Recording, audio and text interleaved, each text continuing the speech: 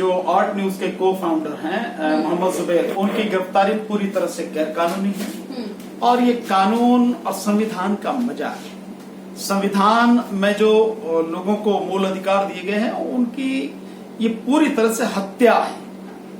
Police, Delhi police जो है किसी एक मुकदमे में कि साहब आपको इसमें पेश होना है उसका कहकर बुलाती है और उस मुकदमे का कोई जिक्र नहीं, दूसरे मुकदमे में जो कोई मैं समझता हूं जिसका कोई अर्थ ही नहीं है, ऐसे मुकदमे में जबरदस्ती कानून की धज्जियां उड़ाते हुए उन व्यक्ति को गिरफ्तार करती है, रात में मजिस्ट्रेट के सामने पेश करती है, 1 दिन का रिमांड मिलता है और फिर उन्हें जो है कोर्ट में पेश किया जाता है। कल उन्हें कोर्ट में पेश किया गया। मुझे अभी जानकारी नहीं, लेकिन जहां तक थोड़ा थोड़ा सुनने में आ रहा है कि उनको फिर से जो है पुलिस रिमांड पर दिया गया, शायद 2 दिन का पुलिस रिमांड, 2 या 3 दिन का। अच्छा, इसको लेकर हाई स्टैंडर्ड जुबैर हर जगह फैला हुआ है। तमाम लोग ये भी कह रहे हैं कि अब जुबैर के लिए जब स्टैंड सब ले रहे हैं तो कन्हैया लाल के लिए क्यों नहीं ले रहे हैं, जो उदयपुर की घटना है। नहीं, ये तो हर एक का अपना अपना जो कहना है कि उसके लिए नहीं ले रहे, उसके लिए नहीं कह रहे। क्या मतलब उसकी जो गर्दन काटी गई इसलिए काटी गई है कि उसके लिए स्टैंड लिया जाए? दोनों घटनाएं बिल्कुल अलग अलग है। वो जो घटना है उदयपुर वाली निश्चित रूप से बहुत ही गंभीर घटना है। उस घटना की जितनी भी निंदा की जाए उतना कम है और मैं व्यक्तिगत रूप से ऐसी घटनाओं की निंदा करता हूं। धर्म के नाम पर, जाति के नाम पर, ऊंच नीच के नाम पर नफरत और घृणा फैला के इस तरह की घटनाओं को अंजाम देना, अपराध करना किसी भी हालत में सही नहीं है और ये सभ्य समाज की निशानी नहीं है। लेकिन यहां ये भी देखने की जरूरत है कि ये जो सारी चीजें हो रही हैं ये आखिर हो कहां से रही है। जिस कन्हैया लाल की हत्या की गई है उसी कन्हैया लाल के ऊपर आरोप है राजस्थान पुलिस का। एडीजीपी जो है वो बता रहे थे कि 10 जून को उसको गिरफ्तार किया था धार्मिक भावनाएं भड़काने के सिलसिले में, एक केस में उसमें उनका अरेस्ट किया गया और उसके बाद में उसको कोर्ट ने जमानत दे दी, वो छूट के बाहर आ गया अगले दिन और उसके बाद ये सब घटना हो गई, धमकी मिल रही थी, ये सारी चीजें। ये जो माहौल है, इस माहौल के लिए जिम्मेदार कौन है? सरकार कम से कम अपने गिरेबान में झांक के देखे। कोई भी सरकार, वो सरकारें, उन सरकारों को चलाने वाले लोग, प्रधानमंत्री, मंत्री, मुख्यमंत्री जो भी हैं, शासन प्रशासन के लोग, ये सब लोग अपने गिरेबान में झांक के देखें कि इसके लिए जिम्मेदार कौन है। जब इतनी भयानक तरीके से नफरत फैलाई जा रही पिछले 3 महीने से, सो जो लोग नफरत फैला रहे थे उनके खिलाफ कोई कार्रवाई नहीं की गई, जबकि बहुत कड़ी कार्रवाई उनके खिलाफ बनती थी। एक पूरी मतलब धर्म के नाम पे एक पूरे समाज को आप कत्लेआम करने की, उसका नरसंहार करने की बात कर रहे थे, आपने उनके खिलाफ कोई कार्रवाई नहीं करी, बल्कि उन्हीं लोगों को आपने झूठे मुकदमों में जेलों में बंद किया। किस तरह से पुलिस थाने में जबरदस्त तरीके से उनके खिलाफ मतलब घृणा ही नहीं, उनको मारा गया, पूरी तरह से पीटा गया, कस्टडी में, पुलिस कस्टडी में उनको मारा जा रहा, वीडियो वायरल की जा रही है पुलिस के द्वारा, वो जो सारी चीजें।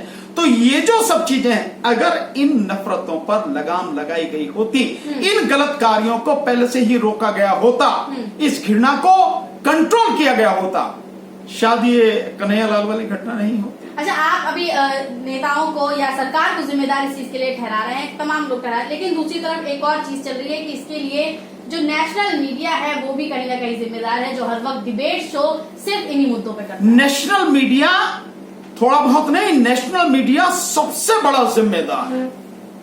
जो रेडियो रवांडा की तरह, मालूम है ना रवांडा के, तो आपको किस तरह से घृणा फैलाई गई और किस तरह से एक जाति विशेष के लोगों का रवांडा में कत्लेआम किया गया, लाखों लोगों का, वो उसी रेडियो रवांडा के माध्यम से था जो नफरत फैलाता। तो ये जो गोदी मीडिया है, ये जिसको आप कहते हैं कि नेशनल मीडिया है, जो भी कुछ है, ये मीडिया जितनी घृणा, जितनी नफरत लगातार फैला रहा है, इसको अगर कंट्रोल किया गया होता तो सारी ये चीजें नहीं होती। लेकिन उसे कंट्रोल का, उसे खुला हाथ दे दिया गया, तू करे जा जो भी कुछ तुझे करना, नफरत फैलानी है, क्योंकि उससे एक पार्टी विशेष का एजेंडा जो है ना वो फुलफिल होता है ना। हाँ। ये सारी चीजें। अच्छा, भारतीय जनता पार्टी जो कांग्रेस को भी निशाने में ले रही है, कह रही है उनके राज्य में इस तरह की घटना, तालिबानी शासन लाना चाह रहे हैं, क्या वो अपने गिरेबान में झांक के देखो, तुम्हारे वहां पे कितनी हो रही है, तुम्हारे यहाँ तो सरकार कर रही है ये सारे काम। भाई, पुलिस अगर थाने में पीट रही है, उत्तर प्रदेश में वीडियो वायरल किया जा रहा है, इससे बड़ा और अपराधी क्या होगा? एक धर्म विशेष के लोगों को पकड़ के, जिनका शायद कोई अपराध नहीं है, आप उनको थाने में पीटो, इसका अधिकार तुम्हें किसने दिया? कहां संविधान ने दिया? किस कानून ने दिया? किस सरकार ने तुम्हें दिया? जब ये सारी चीजें कर रहे हो, जो कि साहब कांग्रेस की सरकार, ये सरकार, क्योंकि तुम्हारे पास मीडिया तो हल्ला तुम मचा सकते हो, लेकिन तुम अपने गिरेबान में जाके देखो, तुम तो आखंड ऊपर से लेकर नीचे तक पूरी तरह से नफरत और घृणा के जो है एक प्रतीक बन चुके हैं, वही फैलाते हो और तो कुछ है नहीं। बीजेपी वाले ये इनका मुंह कैसे है कि ये कैसे कहें उनको किसी को। अच्छा, भारतीय जनता पार्टी की तरफ से भी ये सब बयान आ रहे हैं, साथ ही अब लोग भी ये अपील कर रहे हैं, नेता भी यही अपील कर रहे हैं कि प्रधानमंत्री मोदी आखिर कब इस पे चुप्पी तोड़ने वाले हैं। कभी नहीं तोड़ेंगे, कभी नहीं तोड़ेंगे। प्रधानमंत्री से इस तरह की उम्मीद रखना बिल्कुल बेईमानी है, कोई मतलब ही नहीं। अब प्रधानमंत्री के इशारे पर, ये गृह मंत्री के इशारे पर या मोदी सरकार के इशारे पर जब बेगुनाह लोगों को पकड़ा जा रहा, आपने देखा तीसरा तलवाड़ा जी को किस तरह से उनको अरेस्ट किया गया। इधर सुप्रीम कोर्ट ने वो याचिका खारिज की है, उसके 2 घंटे बाद ही अरेस्ट कर लिया।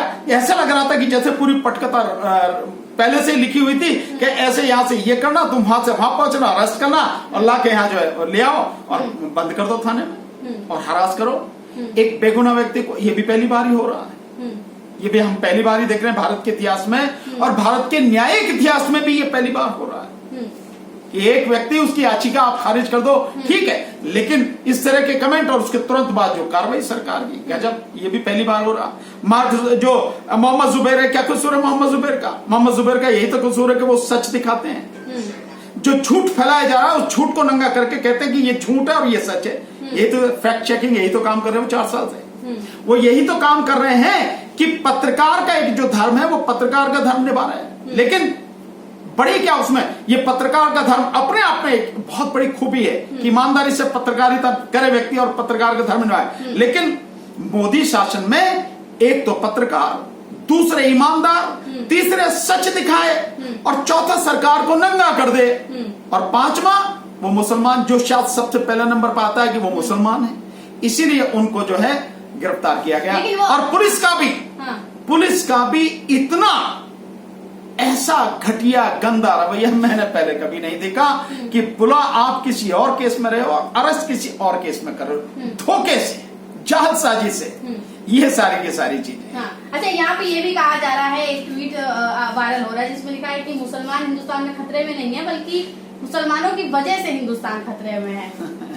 कौन कह रहा है? मैं समझता हूँ जो लोग ये कह रहे हैं, ये है देश को तोड़ने वाला, देश में नफरत फैलाने वाला, देश के भाईचारे को खत्म करने वाला ट्वीट, जो भी आप कह रहे हो, एक मैसेज है जो भी है, ऐसे लोगों को अरेस्ट करके जेल में डालना चाहिए। यूएपीए कानून ऐसे लोगों पर लगना चाहिए, इन लोगों की जमानत नहीं होनी चाहिए, जेल में सड़ा देना चाहिए।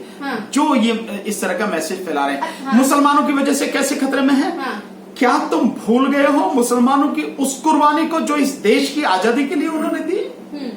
ये तो इतना बड़ा ऐतिहासिक सच है जिसे दुनिया में कोई झुठला ही नहीं सकता कि भारत में राष्ट्रपति भवन के सामने राजपथ पे खड़ा हुआ जो इंडिया गेट, उस इंडिया गेट में 93,500 के लगभग जो शहीदों के नाम है, उसमें 61,000 के लगभग तो वो मुस्लिम ही, 61,000 से ज्यादा तो मुस्लिम जो देश की आजादी के लिए शहीद हो गए, और उसमें तकरीबन 20,000 के आसपास उसमें ओबीसी के लोग हैं, और फिर जो उसके एससी के लोग हैं, जिन्हें आप दलित समाज के लोग कहो, करीब 12,000 के लगभग वो हैं। और ये जो लोग जो ठेकेदार बने हैं, इनका तो एक का भी नाम नहीं है उसमें।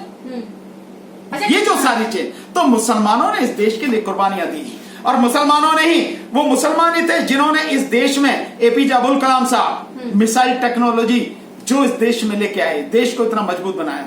आप मुसलमानों की बात कर रहे हैं। अच्छा, कन्हैयालाल के लिए ये भी कहा गया था, क्योंकि जिन्होंने हत्या की है, जिसने उनकी पहले ही वीडियो जारी कर दी थी, धमकी मिल चुकी थी, तो उनको सिक्योरिटी क्यों नहीं दी? ये भी लोग सवाल उठा रहे हैं। ये पुलिस का काम है, पुलिस को करना चाहिए। और कहीं भी कौन दे रहा है? किसी को दी गई थी ना सिक्योरिटी को। भाई नूपुर शर्मा तो उनकी चहेती है ना भाई, बीजेपी की चहेती है, बीजेपी की राष्ट्रीय प्रवक्ता रही है, गृह मंत्री के साथ में उनके जो है ऐसे संबंध है कि भाई वो तो उस समय भी कह रही थी कि हमारा गृह मंत्रालय से सीधा संपर्क है। भाई जब इतने आपके संबंध है गृह मंत्रालय से, गृह मंत्री से, तो आपको तो सुरक्षा मिलनी है, तो सरकार ने उनको सुरक्षा दे दी। बाकी और कितने लोगों की सुरक्षा दी है? भाई बीजेपी के लोगों को सुरक्षा मिलने के अलावा और किसको है? ये सारी की सारी, तो बाकी और कितने ही लोग हैं जिनको धमकी की बात होती। कितनी लड़कियां जो हैं वो कहती हैं कि साहब जिनके साथ में छेड़छाड़ होती है, बाद में आती है पता लगती है कि उन्होंने छेड़छाड़ की शिकायत करी थी, पुलिस ने ना रिपोर्ट लिखी, ना उन्हें कोई सुरक्षा दी, ना कोई कार्रवाई की। सो किसको मिलती है सुरक्षा? अच्छा, आगे इस आखिरी सवाल ले लेती हूँ सर आपसे कि जिस तरीके से भी ये सब चल रहा है, आने वाले समय में क्या होने वाला है? क्योंकि प्रधानमंत्री मोदी चुप्पी तोड़ नहीं रहे, ओवैसी ने चुप्पी तोड़ते हुए कह दिया है कि नुपुर शर्मा की गिरफ्तारी हो, अभी भी वो गिरफ्तारी पे ही अटके हुए हैं। देखिए, ये जो देश जिस तरह से मतलब जिस तरह ढकेला जा रहा है, बहुत गंभीर परिस्थिति देश के सामने आ सकती है कभी भी किसी भी तरह से। इसको रोका जाना चाहिए, चाहे केंद्र सरकार हो चाहे राज्य सरकार हो, ये सभी की जिम्मेदारी है कि इस सब माहौल को, ऐसे बिगड़ते माहौल को ठीक करें, उसको रोके, माहौल को बिगड़ना न दें, देश में भाईचारा बढ़े, आपसी प्यार और विश्वास बढ़े, हमारे आपसी जो संबंध है वो मजबूत हों, तो ही देश आगे तरक्की करेगा। और ये जिम्मेदारी सरकारों की, इस पर काम करें। लेकिन अगर सरकार काम नहीं करेंगे तो निश्चित रूप से देश बहुत गंभीर परिस्थिति में फंस जाएगा। कि मुद्दे खत्म हो? नहीं, सरकार नहीं चाहती कि मुद्दे खत्म हो। सरकार तो मुद्दे पैदा करती है, और एक मुद्दे जिसमें फंस जाती है उसको भटकाने के लिए दूसरा मुद्दा सरकार लाके खड़ा कर देती है। ये तो बीजेपी सरकार का तो यही काम है, मोदी सरकार का यही काम है। चलिए, तो ये थे हमारे साथ भानु प्रताप जी, तमाम मुद्दों पर चर्चा